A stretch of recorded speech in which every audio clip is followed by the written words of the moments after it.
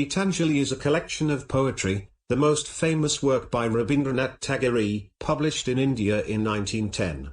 The language in which the poetry was composed was Bengali. Tagore then translated it into free verse poems in English, with the title Gitanjali, Song Offerings, and it was published in 1912 with an introduction by the poet William Butler Yeats. Medieval Indian lyrics of devotion provided Tagore's model for the poems of Gitanjali. He also composed music for these lyrics. Tagore introduced new structures and chose to write in colloquial Bengali, instead of following the classic structures in Sanskrit. Some poems detail the internal conflict between spiritual longings and earthly desires. Much of his imagery is drawn from nature, and the dominant mood is minor key and muted. The collection helped win the Nobel Prize for Literature for Tagore in 1913, but some later critics did not agree that it represents Tagore's finest work. Rabindranath Tagore was born May 7, 1861, in Calcutta, India, and died August 7, 1941, also in Calcutta. In 1913, he became the first non-European to win the Nobel Prize for Literature. He also wrote political satire critical of his fellow Bengali. His contact with poor people became the theme of many of his later works. Tagore was awarded a British knighthood in 1915, but he renounced it in 1919 as a protest against the Amritsar or Jallianwala Bagh massacre. Later on, Tagore would become a spokesperson for Indian independence from Britain. Probably one of the most remarkable verses of the Gitanjali is verse 35. From the Encyclopaedia Britannica.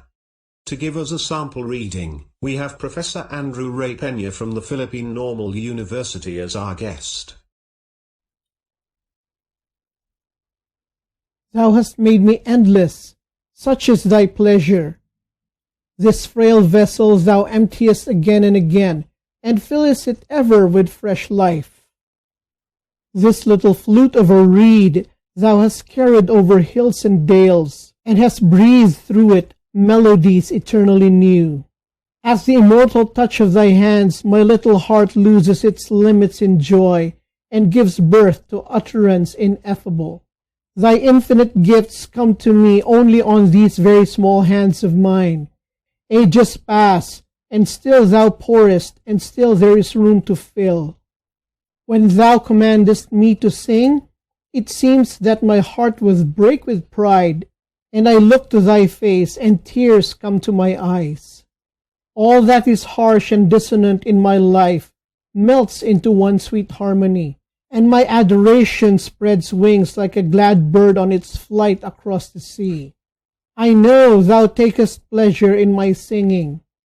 I know that only as a singer I come before thy presence. I touch by the edge of the far-spreading wing of my song thy feet, which I could never aspire to reach. Drunk with the joy of singing, I forget myself and call thee friend, who art my Lord. I know not how thou singest, my Master. I ever listen in silent amazement.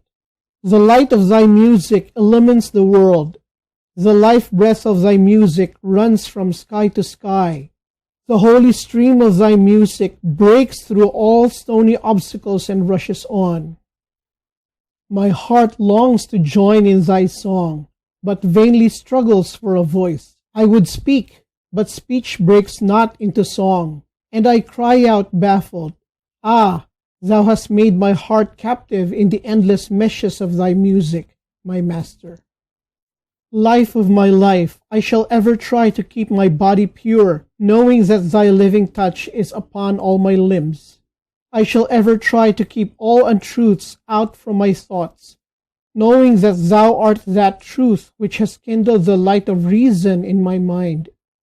I shall ever try to drive all evils away from my heart and keep my love in flower, knowing that thou hast thy seat in the inmost shrine of my heart.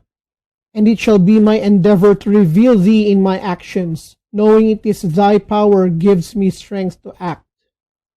I ask for a moment's indulgence to sit by thy side. The works that I have in hand I will finish afterwards. Away from the sight of thy face my heart knows no rest nor respite. and my work becomes an endless toil in a shoreless sea of toil. Today the summer has come at my window with its sighs and murmurs, and the bees are plying their minstrelsy at the court of the flowering grove. Now it is time to sit quiet, face to face with thee, and to sing dedication of life in this silent and overflowing leisure.